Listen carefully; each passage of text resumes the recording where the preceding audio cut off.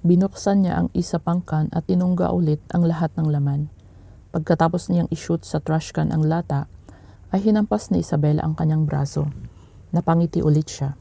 I told you I'll be fine. Hinawakan niya ang magkabilang braso nito at hinila ito, paupo sa kanyang hita paharap sa kanya. Agad na nagkulay kamatis ang pisngi nito. Aalis sana ito pero iniyakap niya ang mga braso sa maliit nitong bewang. Hinila niya ito payakap sa kanya. She rested her head on his shoulder and he can feel her breath fanning his neck. It's making him hard. Naiinis ako sa'yo. He chuckled. I know, wife. Huwag mo akong tawaging wife. I like calling you wife. Hindi ito sumagot. Isabela, mahinang sambit niya. If I tell you my name right now, will you promise not to run away from me? Mahina itong natawa. Alam mo bang pinag-iisipan na kitang isa kang masamang tao dahil sa mga sinasabi mong ganyan? Medyo natatakot na rin ako sa iyo eh. Paano kung isa ka palang miyembro ng isang sindikato? Natawa na rin siya. Mas sinapit niya ito at niyakap ng mahigpit. Well, I'm not really a bad guy and not that good either. Hinalik-halikan niya ang buhok nito. You just have to trust your husband. Kinikilabutan ako sa sinabi mong husband. At saka bitawan mo na ako. Naninigas na yung ano mo eh, reklamo nito sa kanya. Binitawan niya ito at maingat na inihigas sa kama.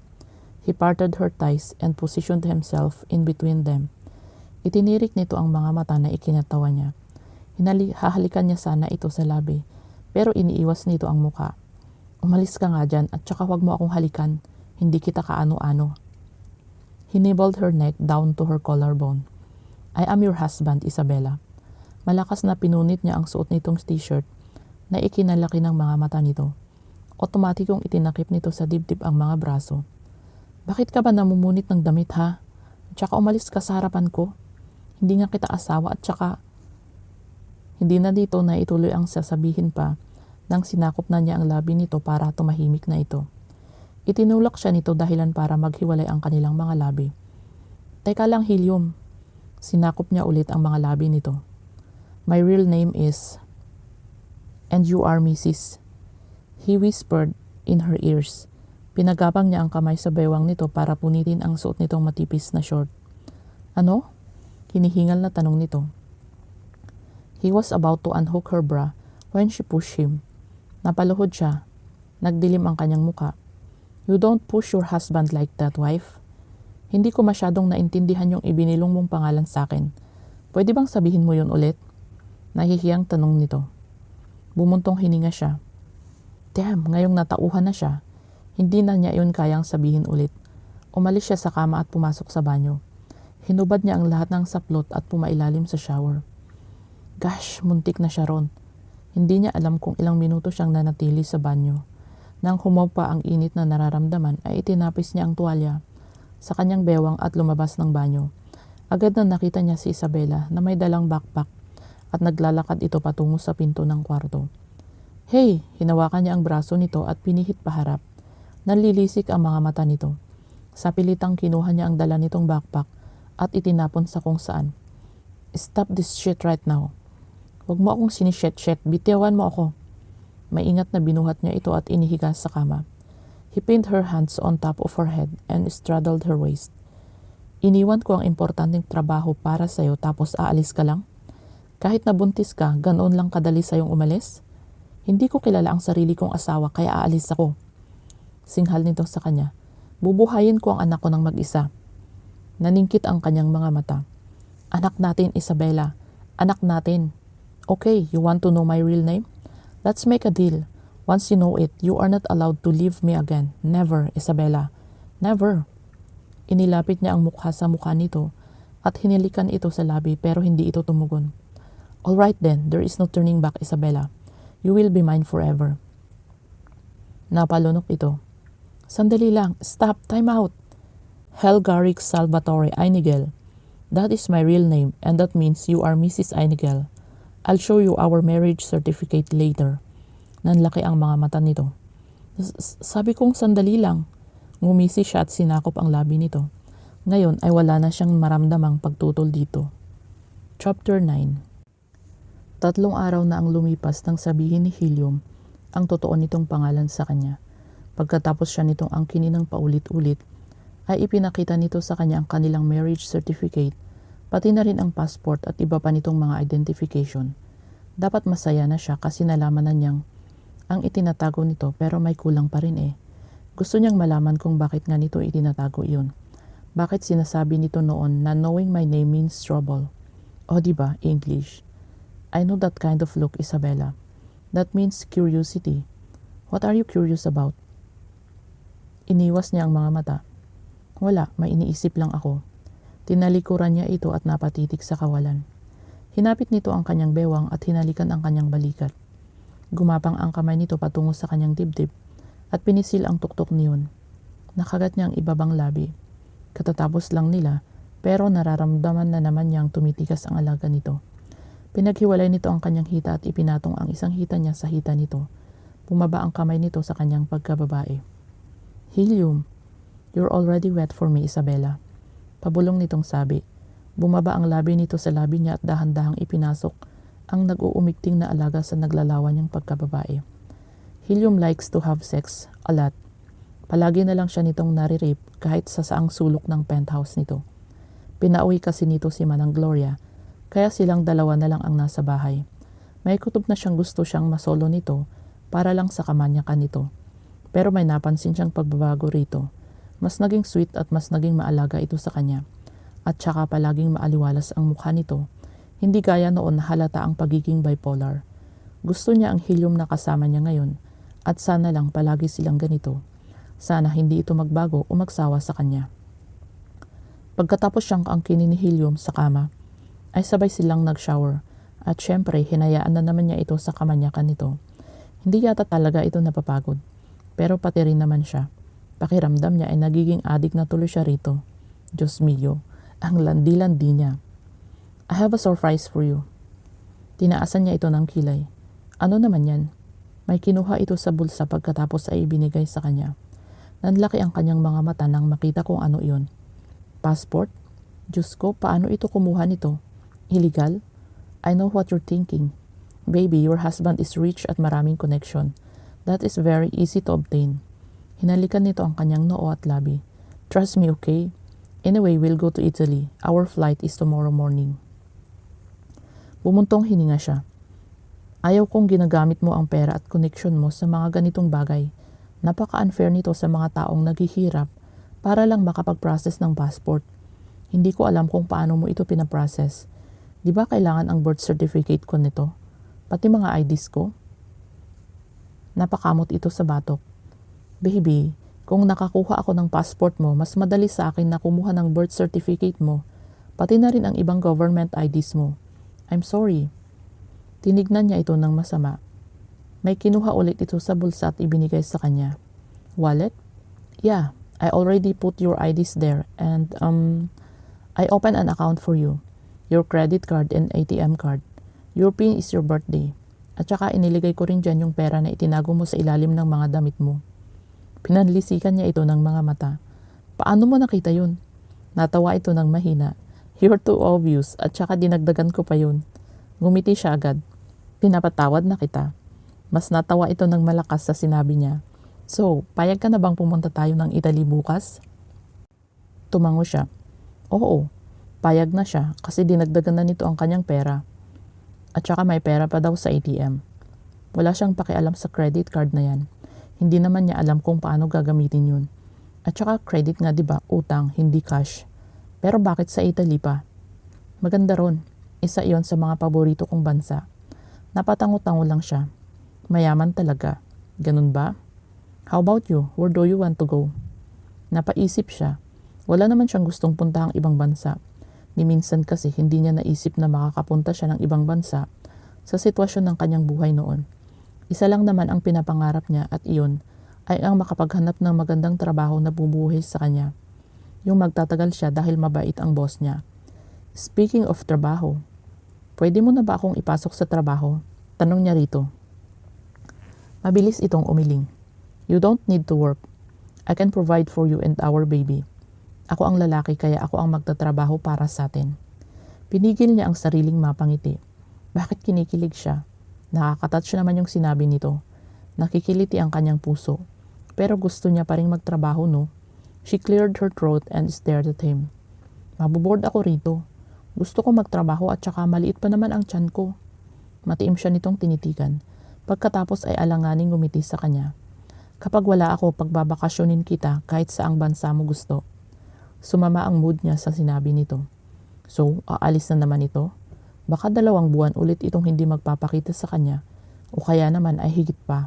Kakayanin kaya niya yon. Hindi kita pwedeng isama. Her heart throbbed with pain. Oo nga pala, itinatago siya nito. At kahit natanungin niya ito kung bakit, alam niyang hindi siya nito sasagutin. Ganun ba? Tumayo siya at naglakad patungo sa pinto ng kwarto. Hanggang kailan ka rito? Mahinang tanong niya. We'll have a vacation in Italy for 5 days. Pagkatapos niyon ay babalik ako sa New York para sa trabaho ko. Napahawak siya sa dibdib. Ganun ba? Kailan ka naman babalik dito? Hindi ito sumagot. Niyakap siya nito mula sa likuran at hinalikan sa batok. I'll call you, okay? Wala naman akong cellphone. Alright, let's buy later. For now, let's sleep. Tumango siya at hinayaan itong hilahin siya pabalik sa kama. Napangiti siya nang yakapin siya nito mula sa likuran. Ilang minuto ang lumipas ay bumigat na ang brasong nakayakap sa kanyang bewang. Ibig sabihin ay tulog na ito. Ipinikit niya ang mga mata at natulog na rin. Sigurado siyang hahanap-hanapin niya ito kapag bumalik na ito sa New York. Pero hindi ba talaga siya nito pwedeng isama? Bigla siyang nakaramdam ng lungkot. Sigurado siyang hinding-hindi siya nito isasama. Positano, Amalfi Coast, Italy. Napalunok si Helium nang makita ang suot na swimsuit ni Isabella. She slayed him with her sexy body and long legs. She really looks like a freaking model. Napamura siya sa kanyang isipan nang itali nito ang kulot na buhok. She looks so hot while doing that. Bumaba ang mga mata niya sa dibdib nito. He can see her hard nipples and it made his and that a small round butt.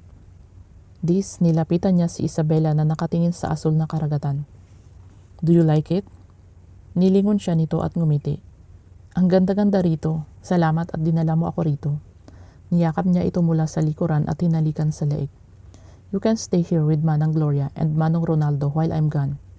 Papapuntahin ko sila rito. Since you're my wife, you can stay in this country for as long as you want. Hindi ito sumagot kaya naman binitawan niya ito at iniharap sa kanya. What's wrong? Biglang nagbago ang ekspresyon nito. Ngumiti ito sa kanya at itinuro ang pool. Hindi pala ako marunong lumangoy. Mababaw lang ba to? Matiim niya itong tinitigan. Yeah, hanggang dibdib mo siguro, sagot niya. Tinalikuran siya nito at inilubog ang katawan sa pool. Ang ginaw! Niyakap nito ang sarili. Pero ang ganda talaga rito. Hinubad niya ang suot ng t-shirt at ang pantalon para samahan si Isabella sa pool. Nilapitan niya ito at hinapit sa bewang. Put your legs around my waist. Sinunod naman agad nito ang kanyang sinabi. Pumalibot sa kanyang batok ang mga braso nito. Sumimangot ito. Naninigas na naman yung ano mo, reklamo nito na ikinatawa niya. He cupped her ass and grinded his length on hers. This is your fault, you're so beautiful and sexy. Napangiti ito ng malapad. Talaga? Maganda at sexy ako? He nodded. Yeah. Kiss me, Isabella. Namula ang pisngi nito. Kahit ilang beses na niya itong naangkin, kahit na nabuntis na nga niya ito, palagi pa rin itong nahihiya. Palaging namumula ang pisngi nito. Not that he's complaining. He loves seeing her shy. He loves seeing those red cheeks. Patunay iyon na malakas ang epekto niya rito. Pero hindi nito alam na malakas din naman ang epekto nito sa kanya. Sana ay mas nauna niya itong nakilala kay Cliel. Shit, there goes his heart. It's throbbing with pain again. Itinago niya ang mukha sa leeg ng asawa. He shouldn't be thinking with other woman. While he's with his wife, he made up his mind. He will try to love Isabella. Gusto niya ito kaya mas posibilidad na mahuhulog ang puso niya rito. Helium? He heard her side. Pwede mo bang ikwento sa akin ang tungkol sa pamilya mo? Alam ba nilang? Binitawan niya ito. Knowing my name is enough. Ayokong magtanong ka pa ulit tungkol sa pamilya ko, maliwanag ba? Matigas niyang sabi sa asawa. Sorry. Nagmamadali itong umalis ng pool at tumakbo ito papasok ng bahay. Natampal niya ang noo. Here we go again. Umalis siya at pinulot ang mga damit na hinubad niya kanina. Susundan niya sana si Isabella nang tumunog ang kanyang cellphone. na nasa bulsa ng kanyang pantalon. Napamura siya sa isip nang mabasa ang caller ID. Huminga siya ng malalim bago sinagot iyon. Mother. Son, where are you? May I remind you that your mother's birthday is in 3 days. Damn, how can he forget that? I'll be there, mother, tanging sabi niya sa ina. I bet you didn't read the invitation. It will be held in the palace, son. Your mother is expecting you to come and don't disappoint me, Garrett Salvatore. Napamura siya ng paulit-ulit nang matapos ang tawag ng kanyang ina. Paano niya ito maipapaliwanag kay Isabela? Sigurado siyang magagalit ito. Iba pa naman itong magalit. Lalayasan na naman siya nito. Damn this. Pumasok siya sa bahay at hinanap si Isabela. Pumasok siya sa kwarto nila at naabutan niya itong nagsusuot ng panty. Nang makita siya nito ay mabilis na tinakpan nito ang dibdib. He cleared his throat and looked away. This is not the right time. He needs to talk to her. Change, we need to talk. Pumasok siya sa banyo at naligo. Nagbihis siya ng puting t-shirt at itim na boxers. Inilak niya ang closet at idinayal ang numero ng isa sa kanyang mga kaibigan. Helium.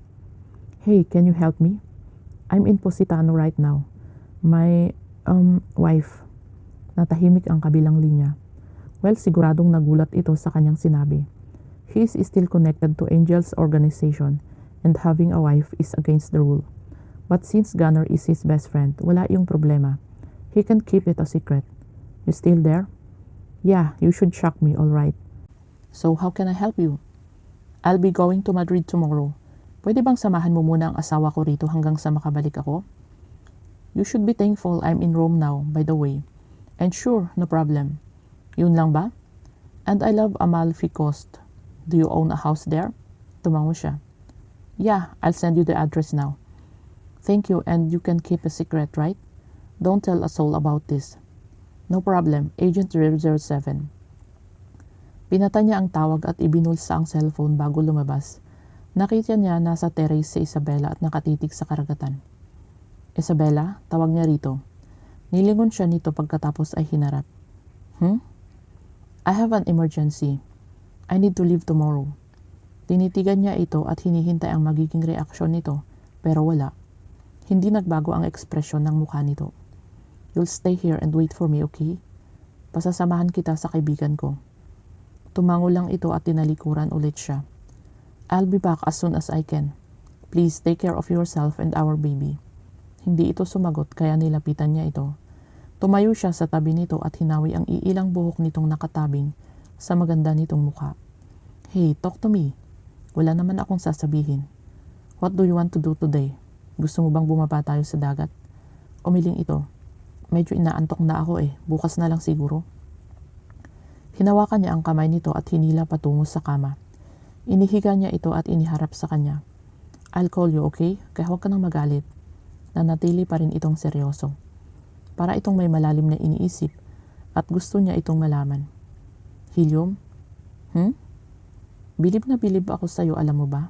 Sumeryoso siya. Why? Paano mo nagagawang maging ganito kalambing kung meron ka namang ibang babaeng minamahal? Dahan-dahan siyang bumangon nang mag-sink in sa utak niya ang sinabi nito. Why does he felt like insulted? At saka paano nito nalaman yun?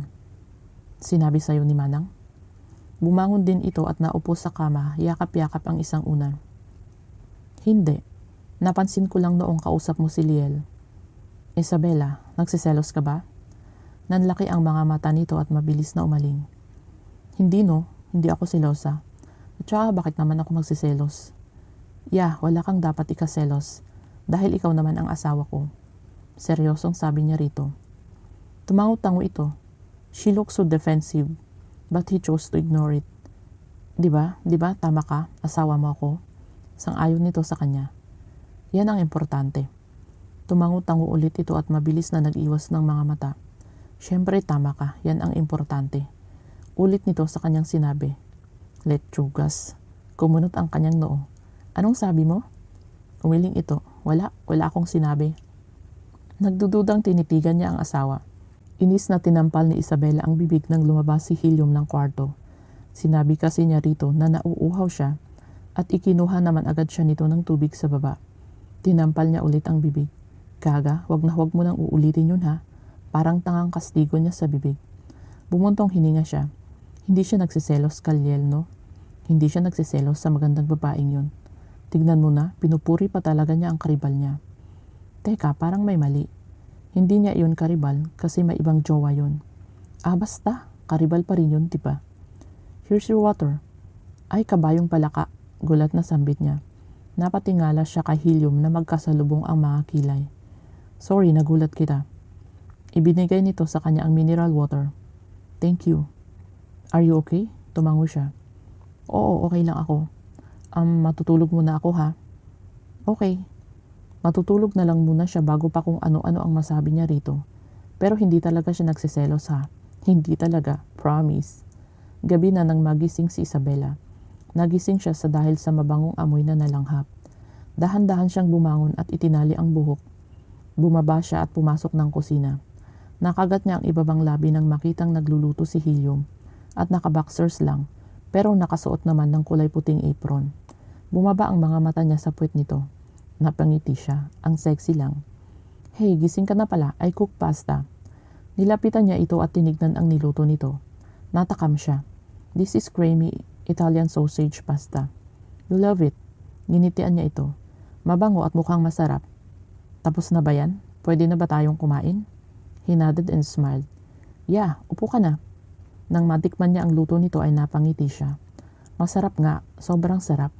Sigurado siyang hahanap-hanapin niya ito. Hindi ang nagluto ha, kundi ang lasa ng pagkain ito.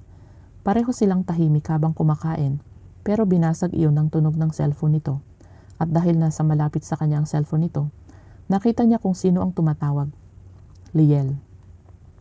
Sumama agad ang mood niya. Bigla tuloy siyang nawalan ng ganang kumain. Tumayo si Helium at dinampot ang cellphone na nasa gilid niya at lumabas ng kusina. Itinirik niya ang mga mata at mabilis na inubos ang pagkain. Tumayo siya at inilagay sa lababo ang pinagkainan.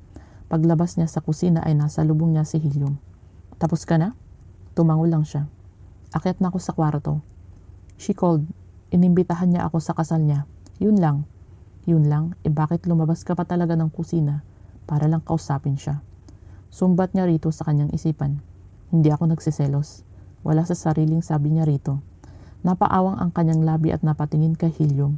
Shit, ang ibig kong sabihin ay, hindi mo kailangang magpaliwanag. Nagulat siya nang ikulong nito ang kanyang mukha, gamit ang malambot nitong mga palad. Napadaing siya nang angkinin nito ang kanyang mga labi. Kusang gumalaw ang kanyang labi para tugunin ang mainit nitong halik. Dahil sa pagtugon niya ay mas naging agresibo ito. Ipinasok nito ang isang kamay sa suot niyang panty at dahil nakasuot siya ng dress, madali nitong natuntun ang pakay. When his fingers touched the center of her femininity, heat exploded throughout her body. She moaned and kissed him back with equal ferocity. Isabela, he whispered and nibbled her ears down to her neck. Napatili siya nang bigla siya nitong buhatin at dinala sa sala. Iniupo siya nito sa sofa at ibinuka ang kanyang hita. Lumuhod ito sa harapan niya at malakas na pinunit ang kanyang panty. Pagkagalitan sana niya ito nang bigla nitong halikan ang kanyang pagkababae. Nahigit niya ang hininga at napaliyad. Napahawak siya sa likod ng ulo nito at napaungol ng malakas. Helium! Pinatigas nito ang dila at ipinasok sa kanyang naglalawang bukana. Parang may sariling isip na umangat ang kanyang kamay para sapuin ang mayayamang dibdib. Oh gosh! Sandali itong tumigil sa ginagawa at hinubad ang kanyang suot na dress. Hinubad rin nito ang suot na apron at inangkin ulit ang kanyang pagkababae. Come on. She felt so daring and hot while doing what Helium told her to do. Pinisil nito ang kanyang pang-upo nang ipasok nito ang dalawang daliri sa kanyang loob habang ang mga dila nito ay dinidilaan ang kanyang clit. Pakiramdam niya ay mababaliw siya sa sarap pero bigla yung natigil nang marinig ang malakas na tunog ng cellphone. Hinugot ni Helium ang dalawang daliri at galit na kinuha ang cellphone sa bulsa. Nahihiyang umayo siya ng upo at dinampot ang kanyang dress. Buisit, panirata talaga ang tawag na yan. Nag-init ang kanyang pisngi nang maalalang, Mother! Gulat na napatingin siya kay Helium na nakatingin din pala sa kanya. Aalis na sana siya nang hawakan nito ang kanyang braso. I'll be there, Mother, don't worry. Pilit na tinatanggal niya ang kamay nito sa kanyang braso pero malakas talaga ito. Nang matapos ang tawag ay naupo ito sa sofa at hinila siya paupo sa kondungan nito. Sorry about that. Ayos lang, mama mo naman yun eh. Gusto niyang magtanong kung bakit tumawag ang mama nito pero nahihiya siya. Can we still continue? Tanong nito. Continue ang alin? Niyakap nito ang kanyang bewang at inihiga siya sa malapad nitong dibdib. Pinaghiwalay nito ang kanyang hita na ikinapula pa lalo ng kanyang mukha. So ito palang ibig nitong sabihin. Napaungol siya ng mahina nang ipasok nito ang isang daliri sa kanyang pagkababae. Basang-basa pa rin siya at nakakahiya. You're still wet, Isabela. Hindi siya sumagot. Nakakahiya ang posisyon nila. Nakakandong siya rito at nakahiga sa dibdib nito. Does it feel good? Mahinang tanong nito. Yeah. Kinagat nito ang kanyang tenga. Yeah? Yes, faster please. Gladly. He moved in and out, faster and deeper, and it's making her body shook with pure ecstasy. This feels different. Maybe because she can see his maleness owning her. Mas lalong nag-iinit ang kanyang katawan. She bit her lower lip when he pinched her nipple and her clit at the same time. Helium. Pakiramdam niya ay sasabog na siya. Malapit na.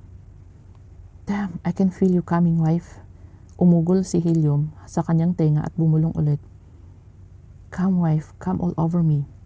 Helium. Oh God, faster. Malapit na ako. Napahiyaw siya dahil sa sarap ng malakas na pinisil nito ang kanyang clit. Nanginig ang kanyang hita nang tuluyan ng sumabog ang mainit na likido mula sa kanyang kaibuturan. You're so hot, wife. In a few powerful and deep thrusts, his hot semen spurted inside her. She felt his length pulsing. Nilingon niya ito at sinalubong naman siya nito ng mainit na halik sa labi. That was so fucking good. Tipid na ngumiti siya. Let me clean you up. She rolled her eyes. Sigurado siyang madaling araw na siya nitong patutulugin. Umandar na kasi ang switch ng kamanyakan nito at wala siyang magawa kundi ang hayaan ito. Chapter 10. Malungkot na ngumiti si Isabela nang halikan siya ni Helium sa noo at sa labi. Aalis na ito at kahit sabihin nitong babalik ito agad, ay hindi niya pa rin maiwasang mag-isip ng negatibo. Baka abutin ito ng ilang buwan bago makabalik. Hey, huwag ka nang malungkot. Tatawagan kita palagi. Tumango lang siya. Sana totohanin niya nito. Kapag hindi siya nito tinawagan, maglalayas siya. At totohanin talaga niya. I'm warning you, Isabela. Alam ko ang takbo ng isip mo. We had an agreement. Inirapan niya ito. Wala akong alam sa agreement na yan. Siyempre, alam niyo na. Tinitigan siya nito. Nababasa niya ang pag-aalala sa mga mata nito. You promised that you'll never run away from me. Bumuntong hininga siya. Oo na, hindi nga ako aalis. At saka wala ako sa Pilipinas, no? Tumigas ang anyo nito. Ah, ganon. Kung nasa Pilipinas ka, aalis ka talaga? Alright then, hindi na kita ibabalik ng Pilipinas. We'll live here. Pinanlakihan niya ito ng mga mata. Pero okay lang naman din sa kanya na dito na rin tumira kasi napakaganda dito. Nakaka-relax ang tanawin at saka preskong presko. Hindi gaya ng Maynila. Joke lang yun, hindi nga ako aalis. Sige na, umalis ka na, baka maiwan ka pa sa flight mo. Ngumiti ito sa kanya at hinalikan ulit ang kanyang labi. May sarili tayong helicopter at eroplano. Tayo? Pinigil niya ang sariling mapangiti. Kinikilig na naman siya. I need to go. Call me if anything happens, okay? Parating na yung kaibigan ko. Take care of yourself and our baby. Tumango siya. Yes, sir. Ngumiti ulit ito sa kanya.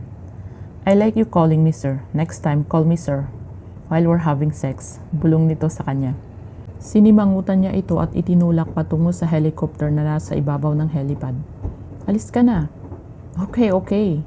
Nang umangat na ang helicopter ay kumaway siya. Nagsikip ang kanyang dibdib. Heto na. Aalis na talaga si Helium. Sana makabalik ito agad. Baka hindi niya kayanin kapag hindi na siya nito babalikan. Nang tuluyan nang mawala sa kanyang paningin ang helicopter ay bumaba siya. Namingi siya sa katahimikan ng buong bahay. Mabuti na lang at hindi masyadong kalakihan ang bahay na to. Natatakot kasi siya. Lumabas siya ng bahay at tatambay sana siya sa pool nang makita ang dalawang babae, ang isang batang lalaki na naliligo roon. Agad na umahon ang mga ito maliban sa batang lalaki nang makita siya. Hindi niya mapigilang mapahanga sa dalawa.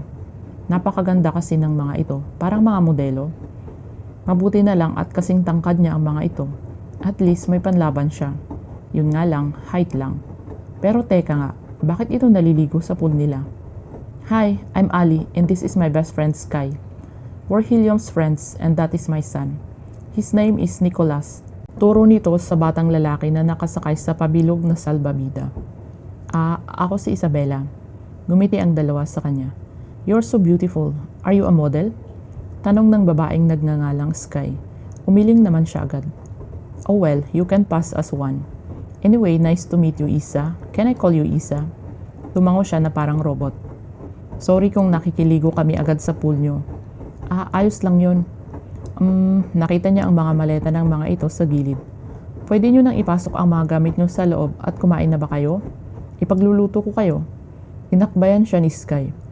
I like you. You're too nice. We bought some foods and ingredients. We heard from Helium that you're pregnant, so huwag ka nang mag-abala pa. Kami na ang magluluto. Baka kapag may nangyaring masama sa'yo, barilin pa kami ng asawa mo. Tumatawang sabi nito. High blood at bipolar pa naman yun. Namamaril talaga yun. Totoo. Sky, ano ba? Tinatakot mo siya. Hinawakan ng babaeng nagngangalang Ali ang kanyang kamay, kaya napatingin siya rito. She's kidding. Nakangiting sabi nito sa kanya, bago binalingan ang anak nito. Nicholas, entrar en la casa. Get inside the house. Si mama. Yes, mama. Binitbit ng mga ito ang maleta at sabay silang pumasok sa bahay. Itinuro niya ang mga guest room na nasa unang palapag ng bahay at nagpaalam ang mga ito magbabanlaw lang muna at magbibihis. Naupo siya sa sofa ng living room at binuksan ang telebisyon. Naghanap siya ng channel na English ang lengguwahe kasi puro Italiano na lang ang mga iyon. Nang mabagot siya ay kinuha niya ang cellphone sa bulsa at tinitigan ang picture ni Helium. Natawa siya ng mahina nang maalalang pinilit lang niya ito. Hindi daw kasi ito mahilig magpicture, pero nang hindi niya ito kinibo ng ilang oras, pinagbigyan siya nito. Pero may kondisyon pa. Bawal daw ipakita iyon sa iba. Ang OA talaga ng lalaking yun. Hindi naman kagwapuhan. Hey, is that Helium? Naupo sa tabi niya si Sky. Tumawa ito ng malakas. Shit, she actually took a photo of himself. Unbelievable. Alanganing ngumiti siya rito at ibinulsa ang cellphone. Close kayong dalawa. Kunwari napaisip ito at napatango. We've been friends for 20 years now. Kung magkaibigan ang mga ito ng ganun katagal, bakit Helium ang tawag nito sa kanyang asawa? Diba Helgarix ang totoong nitong pangalan? Baka Helium talaga ang palayaw nito. How about you? Matagal mo na ba siyang kilala? Gaano katagal at paano kayo nagkakilala? Pang-uusisan nito. Nako, nabuntis lang niya ako. Nahihiyang sabi niya sa magandang babae. Tinapik nito ang kanyang balikat at tumango-tango. Bakit ito tumatango at bakit biglan-bigla na lang itong naging seryoso? Bipolar ang lalaking yun kaya minsan may kasamaan ang ugali. Pero sana huwag mo siyang iiwan. Broken-hearted ang lalaking yun at saka parang unti-unti na yung nakaka-recover. At alam kong ikaw ang dahilan nun. Sana pahabain mo pa ang pasensya mo sa kanya. Mabait yun kahit na minsan may topak. Pait na napangiti siya. See? Broken-hearted talaga si Helium. Ang kapal talaga ng mukha nitong gamitin siyang panakip butas. It's almost lunch. Magluto na tayo, Sky. Pinatulog ko muna si Nicholas. Isabella, pwede ba kaming gumamit ng kusina nyo? Si Ali. Tumayo siya at tumango. Oo naman, tutulungan ko na kayo. Pagkatapos magluto ng dalawa ay ginising ni Ali ang anak nito at nagtanghalian sila sa terrace. Palagi siyang napapangiti dahil kay Nicholas. Napakagwapong bata kasi nito. May accent ito kapag nagsasalita ng Ingles kasi Spanish ang nakasanayan nito. Napaka-cute. You should learn Spanish cause Helium is half Spanish. Alam mo bang? Sky, pwede bang ikaw na ang magligpit at maghugas ng mga pinagkainan natin? Putol ni Ali rito. Tumango si Sky at tumayo para iligpit ang mga iyon.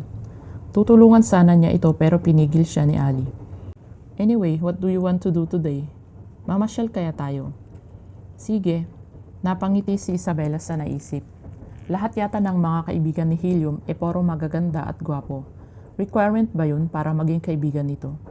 O nga pala, mabuti naman at mga babae ang kasama niya ngayon. Ayaw na kasi niyang makasama yung abnormal na kaibigan ni Helium. Umakyat siya sa kwarto para magbihis. Sa wakas ay malilibot na niya ang positano. She wore a summer dress and tied her hair to bun. Lalabas na sana siya ng kwarto nang may maalala. Yung wallet na ibinigay ni Helium sa kanya. Bumalik siya sa closet at kinuha iyon. Binuksan niya iyon at nakita niya ang makapal na pera. Hindi na iyon peso kundi euro. Napangiti siya.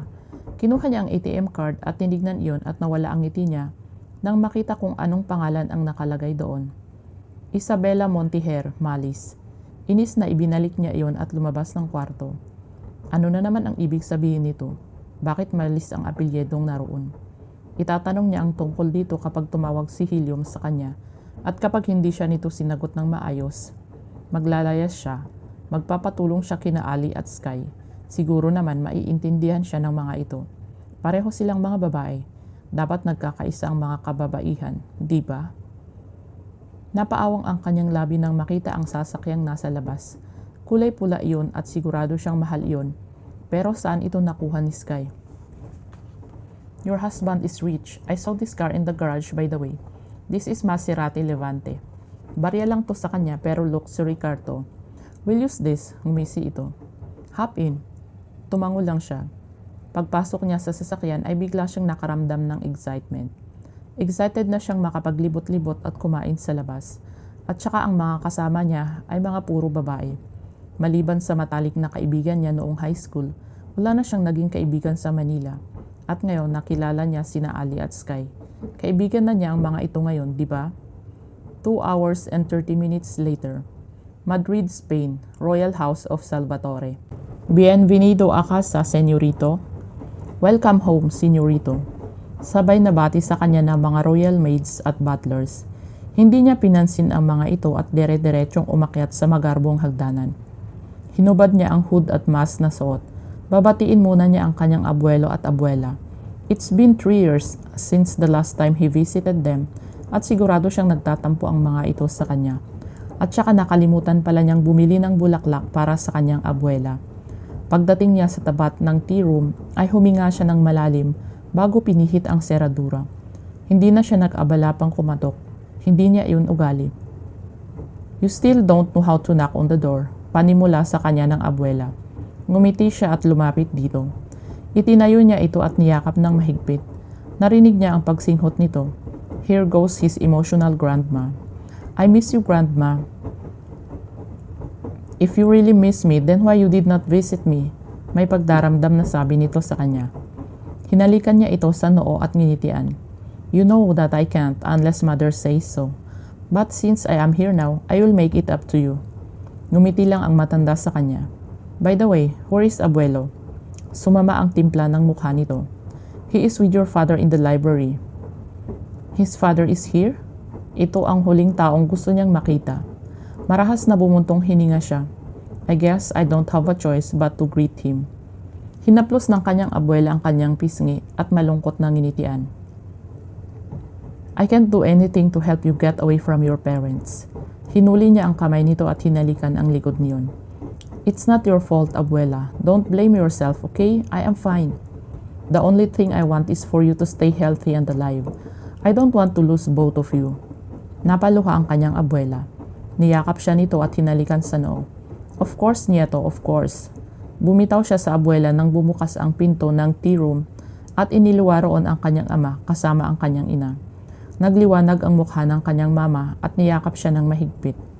I'm so happy that you're here, son. Hindi siya sumagot. Nang humiwalay ang kanyang mama at tinapik ng kanyang papa ang kanyang balikat at nginitian, hindi siya gumanti ng ngiti rito. He hates his father to the core and he'll hate him forever. How are you, my son? Ang papa niya. He smirked. Still alive. I've heard something interesting about your work these past 3 months. I want to talk to you about it in private. Maybe over wine after dinner? Nakangising sabi ng kanyang ama. Napapikit siya at huminga ng malalim bago nginitian ito. Alam na niya kung ano ang nalaman nito. Damn, ito na nga ba ang kinatatakutan niya? He needs to call Sky later. Kailangang itago niya si Isabela bago pa mahuli ang lahat. Sure. Ano na naman yan ha, Garrix? Tanong ng kanyang ina sa kanyang ama. This is a man-to-man talk, honey. Hinawakan ng kanyang mama ang kanyang kamay at bahagyang pinisil iyon. Son, I have a surprise for you. Tinawag nito ang isang royal maid at sinenyasan. Ano na ang sorpresa sa kanya? Napatingin siya sa pinto nang bumukas iyon. Pumasok ang isang magandang babae na nakasuot ng puting satin dress. hanggang tuhod at silver estiletto. Nahilot niya ang sentido. Ito ang sorpresa ng kanyang mama sa kanya. Nilingon niya ang ama. Bakit wala siyang mabasang pagkadisgusto sa mukha nito? Di ba ito naman ang ayaw na mag-asawa ito o magka-girlfriend man lang siya? Son, this is Ella William, the only daughter of the royal house of William in Denmark. The woman has a long curly blonde hair and gray eyes. She's beautiful, yes, but Isabella is far more beautiful than this woman. Ella, this is my son Garrett Salvatore. Matamis nang ngumiti sa kanya ang dalaga. Pleasure to meet you. Nginitian rin niya ito. Same here. Binalingan niya ang abuela. I want to greet abuelo, if you'll excuse me. Hindi niya pinansin ang matalim na titig ng kanyang mama at papa. He needs to get out of here. Alam na kasi niya kung saan ang patutunguhan ng pagpapakilala ng mga ito sa kanya sa babaeng yun. Patakbong umakyat siya sa ikatlong palapag ng palasyo at pumasok sa kanyang kwarto. Napangiti siya nang makitang maayos iyon at walang alikabok. Inilak niya ang pinto at pumasok sa pribadong library na walang ibang nakakaalam kundi ang kanyang abuela at abuelo lang. Dumiretso siya sa vault at inilapat ang hintuturo sa fingerprint scanner. Pagbukas niyon ay kinuha niya ang laptop at maliit na box na may laman na singsing na ipinamana sa kanya ng anyang abuelo. Binuksan niya ang box at tinitigan ang singsing. This is an Alexandrite ring owned by his great-great-grandmother. Ibinigay ito ng kanyang abuela sa kanya para ibigaw raw niya sa kanyang mapapangasawa. And since he married Isabella, this ring belongs to her now. Alexandrite ring has a very special characteristic to change color. It's called emerald by day and ruby by night. With these stones changing colors, it's a reminder that life is filled with changes and challenges, and that life is not always what it seems to be. Napangiti siya at ibinulsa iyon. Sana magustuhan ito ni Isabella. Binuksan niya ang laptop at mabilis na in-email sina Sky at Gunner. He needs their help to protect Isabella. Dapat makaalis na si Isabella roon ngayon. He has a rest house in Rhodes, Greece. Pwedeng doon muna si Isabella pansamantala. Pagkatapos niyang ma-email ang dalawa ay ibinalik niya sa vault ang laptop. May pagmamadaling lumabas siya ng pribadong library at kwarto. Nasalubong niya ang kanyang ama, Garrix Einigel, the black sheep of the family, the most ruthless man he have ever known. Kahit na anak siya nito ay hindi siya nakaligtas doon. We'll talk about Isabella Montijer. Follow me. Napapikit siya at naikuyom ang kamay. This is bad. This is really, really bad. Fuck this. Chapter 11.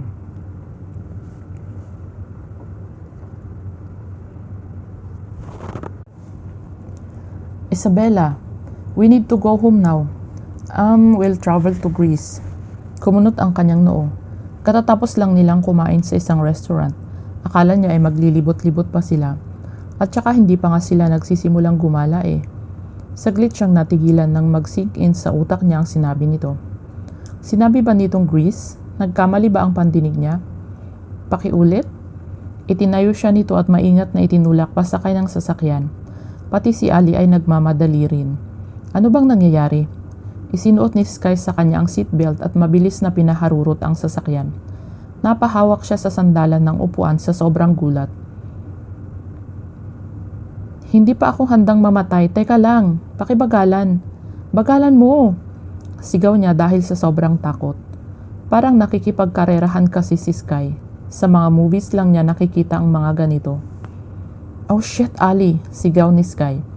Nilingon niya si Ali. Nakita niyang isinusuot nito ang isang headset at pati na rin ang seatbelt kay Nicholas. Piniringan din nito ang bata na ipinagtaka niya. Leave it to me, go straight to Pompey. Gunner is there. Nanlaki ang mga mata niya nang makitang kumuha si Ali ng mahabang armas mula sa ilalim ng upuan. Napahawak siya sa kanyang tiyan at hindi siya makapagsalita.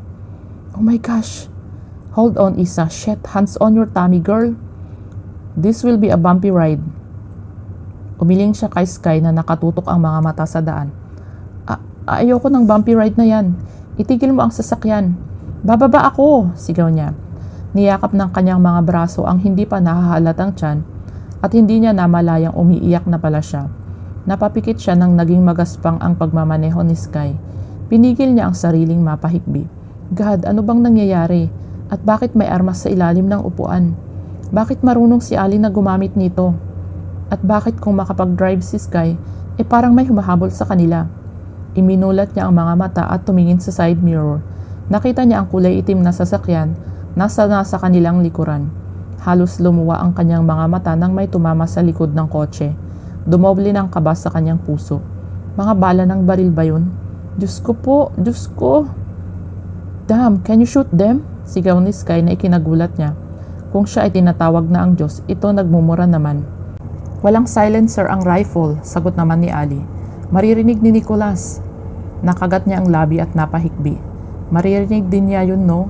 Hindi man lang ba naisip ng mga ito na baka matrauma siya? At baka matrauma si Nicholas? Biglang sumakit ang kanyang ulo. Sana hindi sumama ang tiyan niya. Baka magsuka siya rito.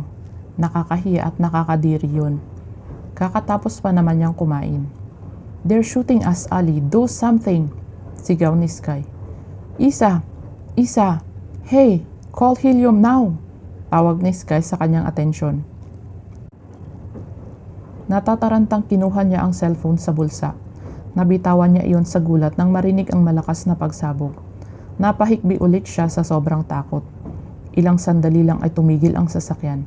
Parang tumigil yata ang pagtibok ng kanyang puso at saka parang naubos rin ang lahat ng lakas niya at nagkakahalo-halo na ang luha, sipon at laway niya. Basang-basa kasi ang mukha niya. Thank God, it's kill. Shit, ini-stalk ka pa talaga ng lalaking yon gamit ang fighter plane ng organization? Natatawang sabi ni Sky. Ano daw? Stalk? Fighter plane? Organization? Napitingin siya sa labas nang marinig ang malakas na tunog. Nakita niya ang eroplano na sobrang bilis ang lipad. Ano yun? Isa, hey, you okay? We're safe now. We'll go to Pompey. Kaya pa ba? Dahan-dahan niyang nilingon si Sky. Bakit parang ang relax-relax nito? Bakit kung makapagsalita ito, walang nangyari? Muntik na silang mamatay dahil pinaulanan sila ng bala. At muntik pa silang madamay sa malakas na pagsabog. We need to move, Isa. Say something. Nanlabo ang kanyang paningin at walang salitang lumalabas sa kanyang bibig. O baka naman nabingi lang siya. Ipinikat niya ang kanyang mga mata. Pagmulat niya ang wala siyang makita, puro iyon kadiliman. Isa! Shit! Isa! Boses iyon ni Sky. Drive, Sky. She'll be fine. Mahinahong sabi ni Ali. Iyon ang huli niyang narinig bago tuluyan na siyang kinain ng kadiliman. Isa woke up with a heavy feeling. May naririnig siyang boses ng mga babae at lalaki sa paligid. Dahan-dahan niyang iminulat ang mga mata pagkatapos ay bumangon. Naramdaman niya ang matigas na braso sa kanyang balikat at tinulungan siyang bumangon at sumandal sa malambot na bagay.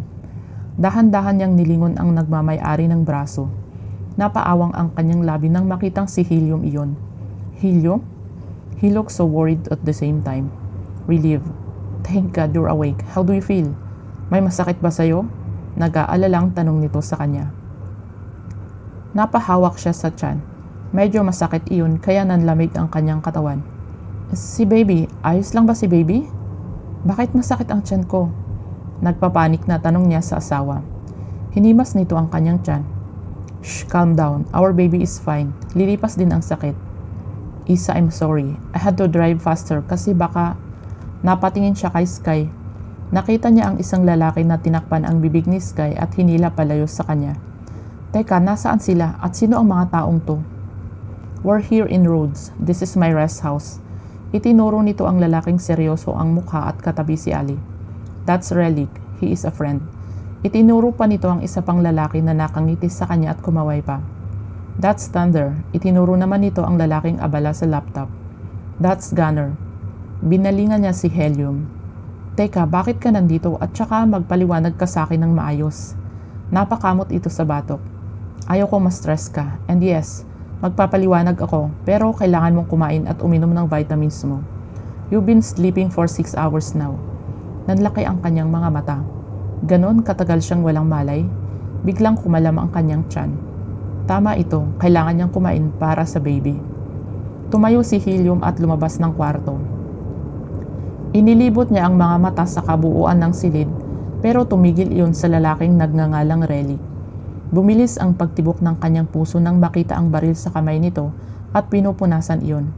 Tinampal naman agad ni Ali ang kamay nito. Itago mo nga yan, tinatakot mo si Isabela eh.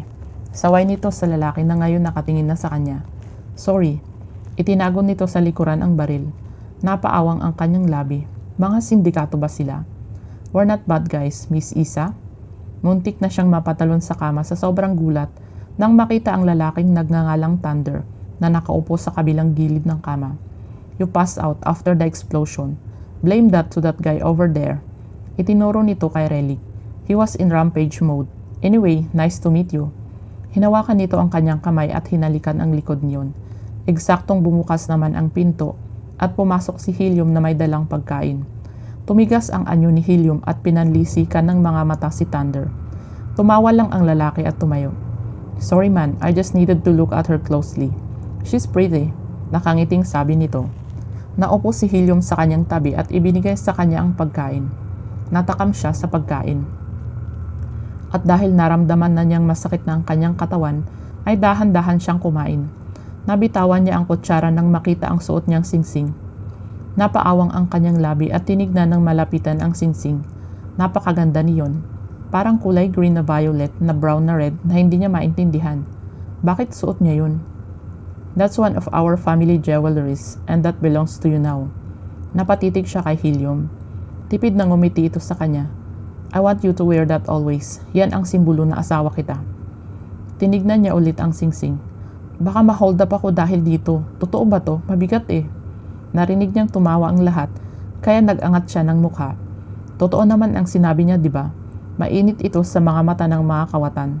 Baka ito pa ang maging dahilan ng kapahamakan niya. Anong nakakatawa doon? All of you, get out of here. I want to talk to my wife alone. Tumayo ang mga ito at lumabas ng kwarto, pero ang lalaking nagngangalang Gunner ay lumapit sa kanila. Ito pala si Gunner. Narinig kasi niya ang pangalan nito kay Helium.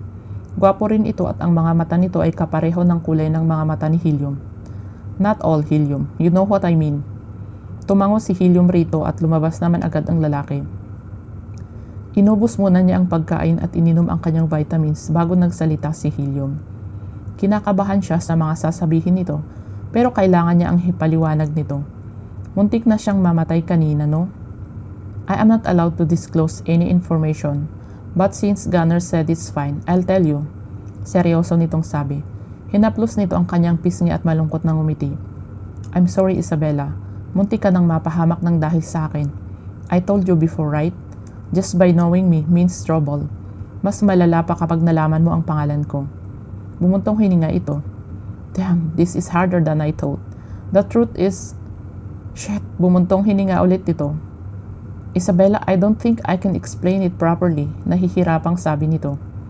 Okay, sagutin mo na lang ang tanong ko. Oo o hindi lang ang mga sagot. Tumitig ito sa kanya at tumango. Sindikato ba kayo? Natawa ito ng mahina. No? Mabubuti ba kayong tao? Yung humahabol ba sa amin? Sila ba ang mga masasamang tao? Tumango ito. Oo. Ikaw, mabuti ka bang tao? Saglit itong natigilan. Both? Huminga siya ng malalim. Ang importante ay mabuti kayong tao. Kung hindi mo pa kayang sabihin sa akin ang lahat, maiintindihan ko. Ayaw na niya itong pahirapan pa. Naaawa kasi siya sa mukha nito ngayon. Pinagdikit nito ang kanilang mga noo. Thank you. Hinawakan nito ang kanyang kamay at pinisil. No matter what happens, I will protect you and our baby. Just trust your husband, okay? Tipid na ngumiti siya. Alam mo bang takot ako na baka makunan ako? Na baka mamatay ako? Mahina siyang natawa. Noon, gustong-gusto ko nang mamatay pero ngayon ay nagbago na yon. Alam mo ba kung bakit? Tumitig ulit ito sa kanya. Kasi nakilala kita. Nanatili itong tahimik at titig na titig sa kanya. Huminga siya ng malalim at malungkot na nginitian ito. Ito na siguro ang tamang panahon para aminin niya rito ang totoong nararamdaman. Baka kasi hindi na niya ito masabi pa dito. Alam kong unavailable na yung puso mo, pero gusto ko pa rin malaman mo na na gusto kita. Gusto kita. Nang hindi ito sumagot ay dahan-dahan niya itong nilingon. Kumabog ang kanyang dibdib at napaawang ang kanyang labi nang makitang namumula ang pisngi nito. Nang magtama ang kanilang mga paningin, ay ngumiti ito at dinampian siya ng halik sa labi. I like you too, Isabela. I thought I already made it clear to you. Natawa ito ng mahina at hinalik-halikan ang kanyang labi. You're so unfair. Ibig sabihin, ako ang unang nagkagusto sa'yo? Natawa na rin siya pero pigil na pigil niya ang pagpatak ng kanyang luha. Wala, masaya siya. Kasi klarong-klaro na ngayon sa kanya na gusto siya nito. At hindi niya alam kung bakit bigla-bigla na lang siyang nagiging emosyonal. Helium? She cupped his face and caressed his red cheeks. Gagawin ko ang lahat para mawala na siya sa puso mo. Ibibigay ko sa'yo ang buong pagkatao ko. Wala akong ititira para sa sarili ko. Kaya sana balang araw, masuklian mo rin itong nararamdaman ko para sa'yo.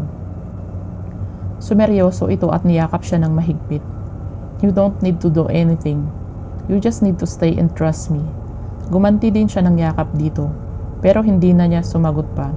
Naghiwalay ang kanilang mga katawan nang bumukas ang pinto ng kwarto. Pumasok doon si Gunner, bitbit ang isang armas.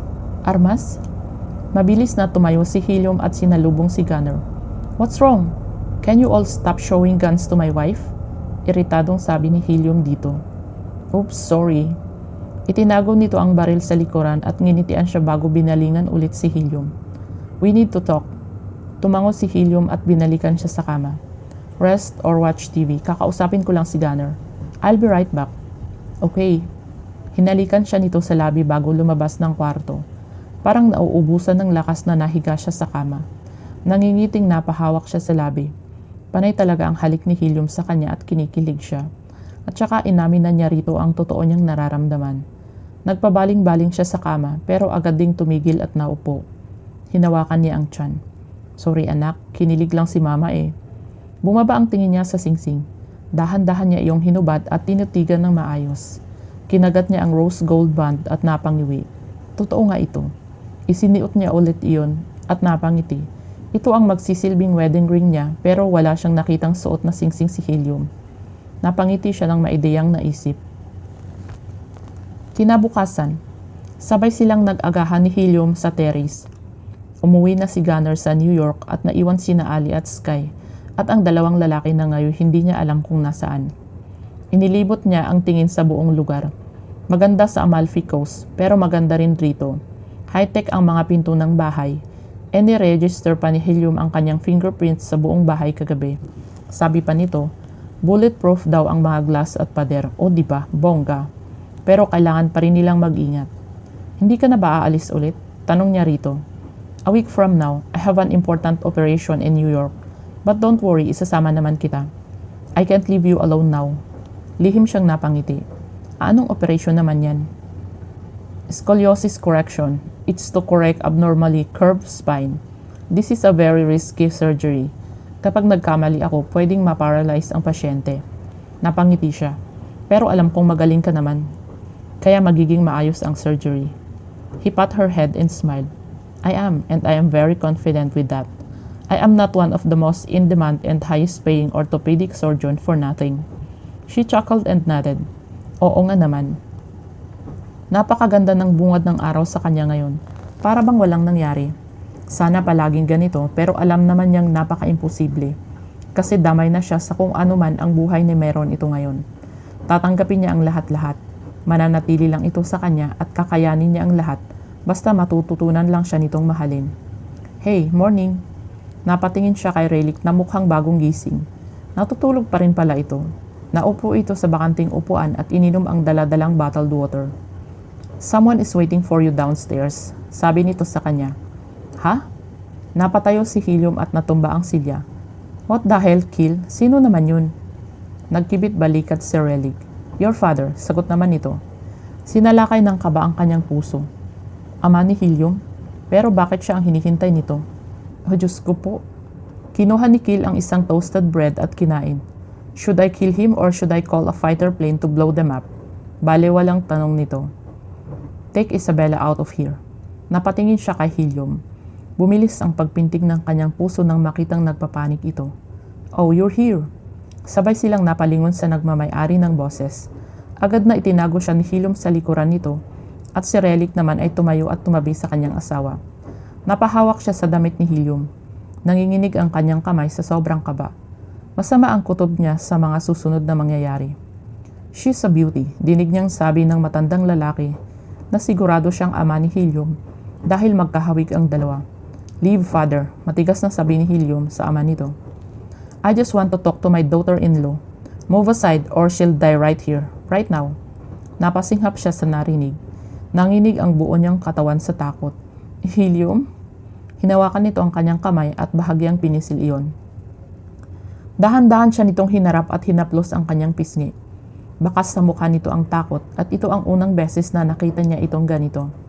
Remember what I told you before, Isabella. I will protect you, pabulong nitong sabi bago binitawan ang kanyang kamay. Ngumiti ang matandang lalaki at inilahad ang kamay sa kanya. Tatanggapin na sana niya ayon nang marinig ang mahinang tunog ng baril at tumama iyon sa pader. Nilingon niya si Helium at natutup niya ang bibig nang makitang nagdurugo ang kaliwang braso nito. Lalapitan niya sana ito nang pigilan siya ni Relly. Tumulo ang kanyang luha. Helium, nanginginig ang boses na niyang sambit. He'll be fine, daplis lang yan. Parusa iyan sa pagsuway niya sa akin. Let's go downstairs, sweetie, nakangiting sabi sa kanya ng matandang lalaki. Nang hilahin siya nito ay wala siyang magawa, kundi ang sumama rito. Walang tigil ang pagtulo ng kanyang mga luha. Chapter 12. Tinapik ni Kill ang kanyang balikat matapos nitong bendahan ang kanyang sugat. Kasalukuyang nasa master's bedroom siya kasama sina Killer at Ali, habang si Sky naman ay hindi niya alam kung nasaan. Oo nga pala, nasaan si Nicholas? Bakit hindi ito kasama ni Ali? Where is Nicholas? Tanong niya kay Ali. Ipinasama ko kay Gunner pa uwi ng New York. Masyadong delikado ang sitwasyon ngayon dito. Ayoko siyang madamay. Naupo ito sa gilid ng kama at pinag-cross ang mga binti. Akala ko ba ulila ka na? Sino yung matandang lalaki sa baba? Tinawag niyang daughter-in-law si Isa. May pagdududang tanong nito. Nagkatinginan sila ni Kill at natahimik. Ali and Sky doesn't know anything about his family.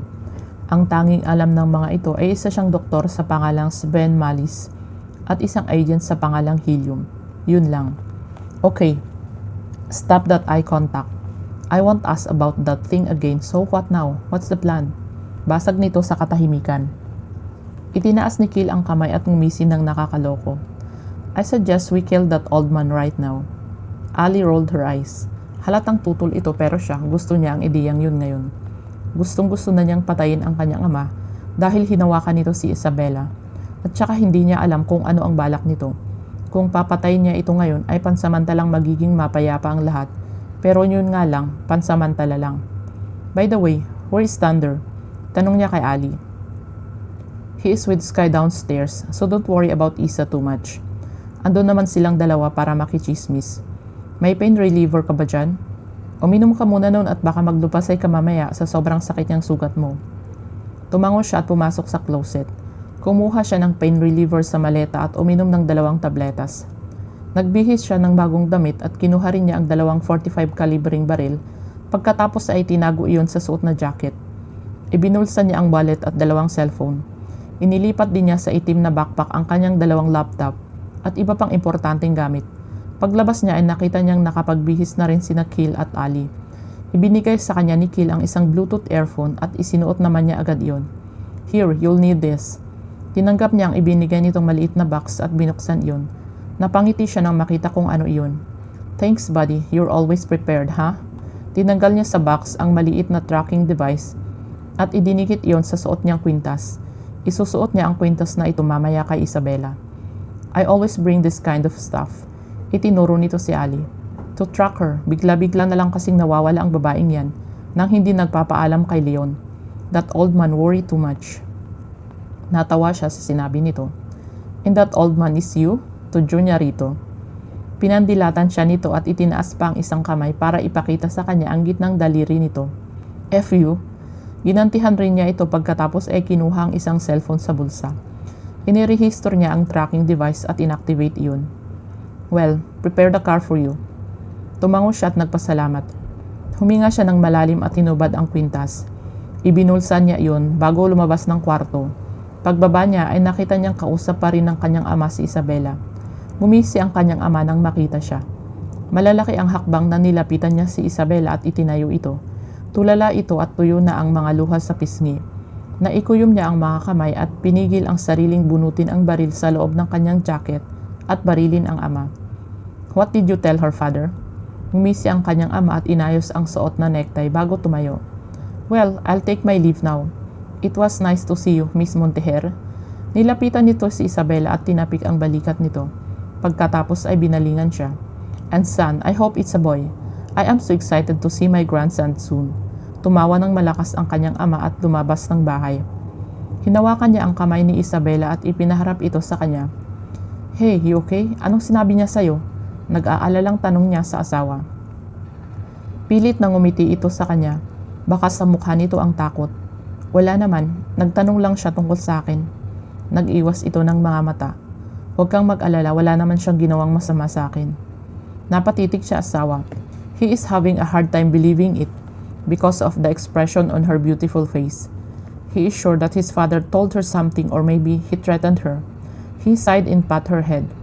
"I am your husband. You should tell me the truth." "Isabela, how can I protect you if you keep on hiding something from me?" Nagulat siya nang tabigin nito ang kanyang kamay. Umatras ito para bigyan ng sapat na distansya ang kanilang mga katawan. He saw anger on her beautiful brown eyes. "Huwag mong sinasabi sa akin yung truth na yan, Helium. Keeping something from you? Di ba ikaw naman yung may tinatago sa akin?" Tinalikuran siya nito at naglakad patungo sa hagdan. Mabilis na sinundan niya ito. "Hey, Isabela, wait! Kailangan na nating umalis dito. Now that my father knows this place, we can't stay here anymore." Hinarap siya nito sabay iling. "Hindi siya manggugulo kaya wala kang dapat ikabahala. Inaantok ako, gusto ko nang matulog." Napako siya sa kinatatayuan. Something is not right. What did his father do? Anong sinabi nito kay Isabela? Damn, gusto niyang malaman. At isa lang ang paraan. Kailangan niyang magtanong sa ama niya. Susundan niya ito. Lumabas siya ng bahay at nagtungo sa garage. Sinalubong naman agad siya ni Nakil at Ali. "I'll follow my father's car. Can you come with me?" Tanong niya sa kaibigan.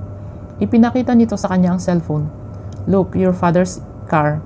I planted a tracking device on the car and take me later. Let's go." Pumasok ito sa driver's seat. Binalingan niya si Ali. "Please, ikaw na muna ang bahala kay Isabela." Ngumiti si Ali at nag-thumbs up. "I like this kind of Helium. I like you saying please. Naninibago ako sa'yo. Anyway, ingat kayo." Ikinasa nito ang hawak na baril. "Ako na ang bahala rito." Tumango siya at sumakay sa sasakyan. Mabilis na pinaharurot ni Kil ang sasakyan. Ininput niya ang location ng tracking device sa monitor ng kanyang sasakyan para makita iyon ni Kil at masundan. "So why do you want to follow that old man?" Tanong ni Kil habang nag-o-overtake sa iba pang mga sasakyan. Panay pa ang busina nito. "Isabela is acting strange. I need to know why." Natawa ito sa kanyang sinabi. "And you expect that the old devil will tell you? Are you really Helium? Was your brain toasted?"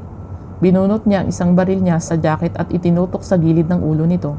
Ngumisi lang ito at binuksan ang bintana ng sasakyan. Mabilis na ibinaba niya ang baril nang makitang may sasakyang nakabukas ang bintana sa katabi nila at muntik na siyang makita ng mga ito. Tumawa naman ng malakas si Kil at isinarado ulit ang bintana.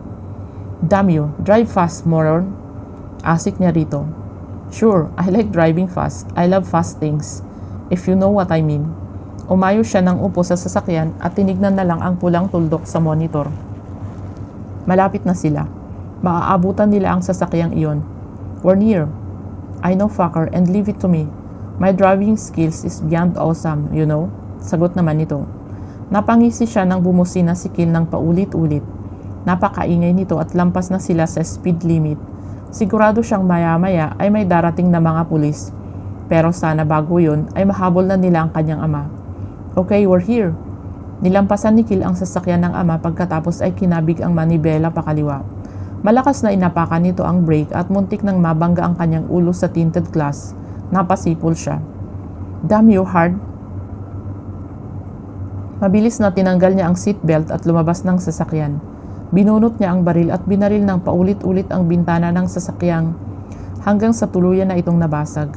Agad na nakita niya ang ama na gumagalaw ang panga, tanda ng pagpipigil nito ng galit. Nakakamatay ang tinging ipinukol nito sa kanya. "Hello, father. I want to talk to you." Nakangiting sabi niya.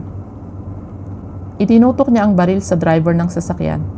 "Get out before I shoot that head of yours." "Can you ask me normally, Garrix? Why are causing a fucking commotion here in the middle of the fucking highway?" Ngumiti lang siya sa ama. Gusto ko lang malaman kung ano ang sinabi mo kay Isabela kanina. She's acting strange and I want to know the reason.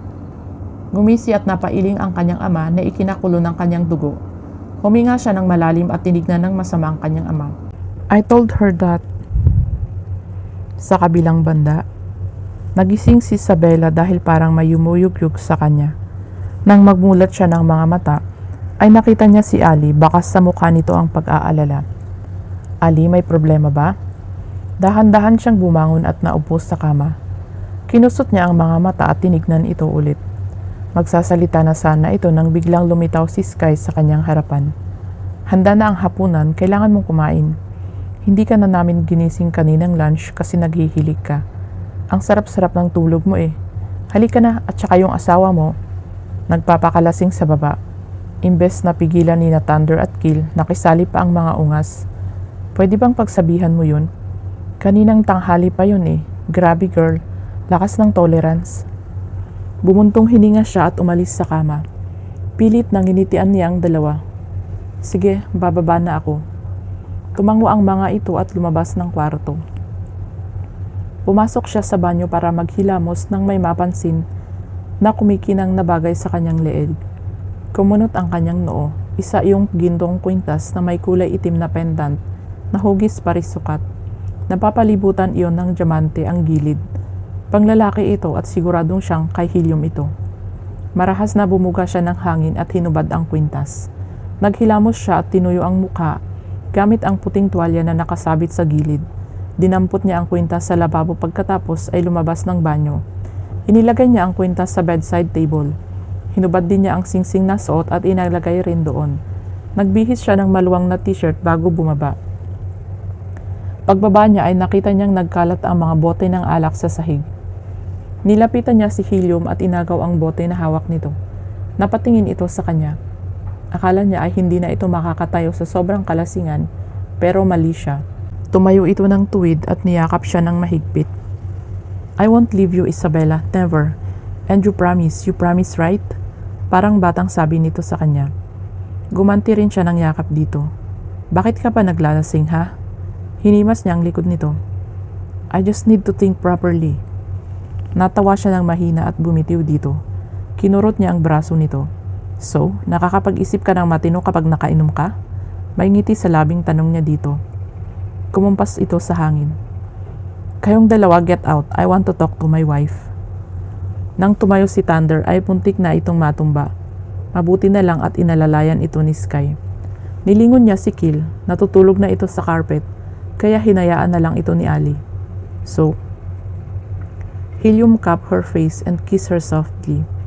Pasimpleng iniwas niya ang mukha para maghiwalay ang kanilang labi. Tumigas ang anyo nito at nagdilim ang mukha. Isabela. Helium. Don't make me cage you, Isabela. Niyakap siya nito at hinalikan ang kanyang leeg. Stay and trust me. Believe in me. Only me, Isabela. Parang may tumarak na patalim sa kanyang puso. Huminga siya ng malalim para pigilin ang sariling mapaluha. Mas masakit pa ang nararamdaman niya ngayon kaysa noong hiniwalayan siya ni Bugoy. In love na nga talaga siya sa lalaking ito. Totoong-totoo na talaga ito, sabi nga nila, di ba? Kaya masakit dahil totoo. Suminghot siya at niyakap si Helium. Helium, pwede bang ako naman ang magdesisyon? Lumuwag ang pagkakayakap nito sa kanya. Hinawakan nito ang magkabilang balikat niya at matiim siyang tinitigan. What do you mean? She saw fear in his eyes, but she have made her decision. Hinding-hindi na magbabago ang kanyang isip. Huminga siya ng malalim bago tumingin dito. Gusto kong irespeto mo ang magiging desisyon ko. Gusto kong ibalik mo na ako sa Manila bukas. Itigil na natin ito kung anumang meron tayo ngayon. Ayoko nang madamay sa magulo at komplikado mong buhay, Helium. Gusto kong mamuhay ng payapa kahit simple lang. Kikilalanin ka pa ring ama ng anak natin. Hindi ko siya ipagkakait sa'yo, kaya sana. Hinaplos niya ang pisngi nito at malungkot ng ninitian. Sana pakawalan mo na ako. Hindi ito agad makasagot. Tumuwid ito ng tayo at sinapo ang noo. Natawa ito ng mahina at nag-iwas ng mga mata sa kanya. I knew it. I knew you'd say that, mahinang sabi nito. Marahas na bumuntong hininga ito bago siya tinignan ulit. Wala siyang mabasang emosyon sa mga mata nito. Ito. Ito ang mga matang nakita niya noong una niya itong makilala. Napahawak siya sa dibdib dahil para iyong pinagsasasaksak ng libo-libong kutsilyo at hindi siya makahinga ng maayos. Nag-init ang mga sulok ng kanyang mga mata. Helium. Malamig na ngumiti ito sa kanya. Okay. Dinampot nito ang bote ng alak at iniwan siya. Naglakad ito patungo sa pinto ng bahay at wala siyang magawa kundi ang sundan ito ng tingin. Ito ang desisyon niya at paninindigan niya ito. Hindi ko kayang ipaglaban ang pagmamahal ko sa iyo, Helium. Binabawi ko na ang lahat ng sinabi ko sa iyo noon. Patawarin mo ako. Ito ang tama at kailangan kong tanggapin na magkaiba ang mundo natin. Tapos na ang malas Cinderelang kabanata ng buhay ko. Pinahid niya ang mga luhang bumagsak sa kanyang pisngi. Kanina pa niya ito pinipigilan, pero ngayon ay hindi na niya kaya. Mahal na kita, Helium. Mahal na mahal. Chapter 13. 2 days later. Manila, Philippines. Sinundan niya ng tingin si Helium nang bumaba ito ng sasakyan. Nang buksan nito ang trunk ay saka lang siya lumabas. Nagpahatid siya rito sa isang bus stop. Una ay tumutol ito kasi gusto siya nitong ihatid kung saan man siya manunuluyan, pero nang hindi na niya ito kinibo ay pumayag na ito sa gusto niya. Nang maibaba nito ang maliit niyang maleta at hinila niya, pero pinigilan siya nito. Ako na, umiling siya. Magaan lang naman to eh, sige na umalis ka na. Nagbago ang ekspresyon nito. Biglang nawala ang pag-aalalang nabasa niya sa mga mata nito. Napalitan iyon ng lamig. Tinalikuran siya nito kaya naglakad na siya patungo sa bakanting upuan. Muntik na niyang mabitawan ang hinihilang maleta nang bigla siya nitong pinihit paharap at hinalikan sa labi. Nang maghiwalay ang kanilang labi ay napatitig siya rito. Umaandar na naman ang pagka-bipolar nito. Kanina iniwan siya, ngayon naman hinalikan siya. Take care, Isabella. Huminga siya ng malalim at nginitian ito. Yung matamis na ngiti at hindi peke. Ikaw rin.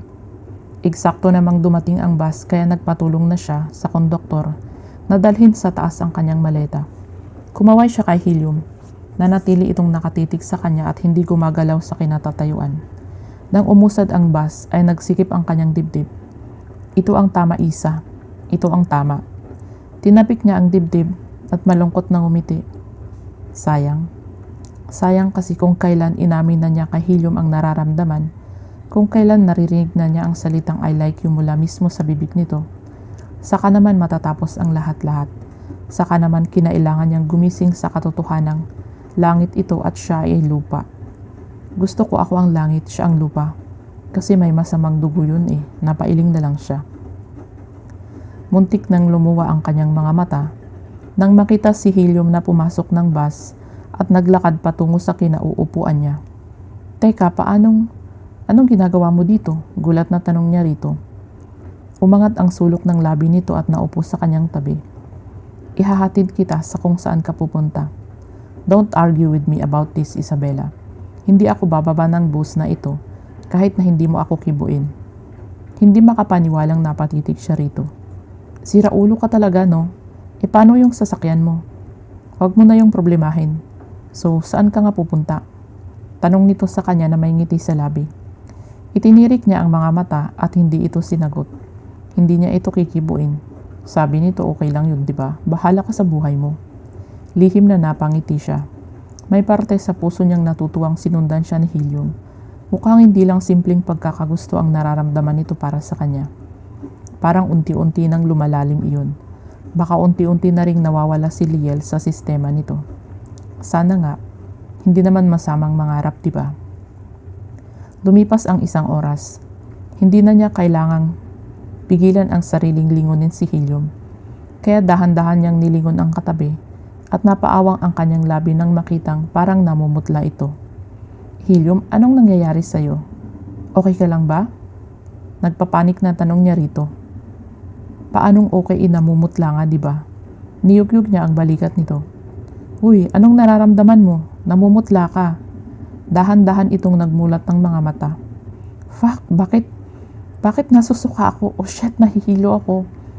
Ganito ba kapag first time sumakay ng bus? Tinaasan niya ito ng kilay. Bakit ka nagkakaganyan? Parehon lang naman to sa kotse, di ba? O kaya sa eroplano. Ipinikit nito ang mga mata. I don't know. Damn, nanghihina ako. Natawa siya ng mahina.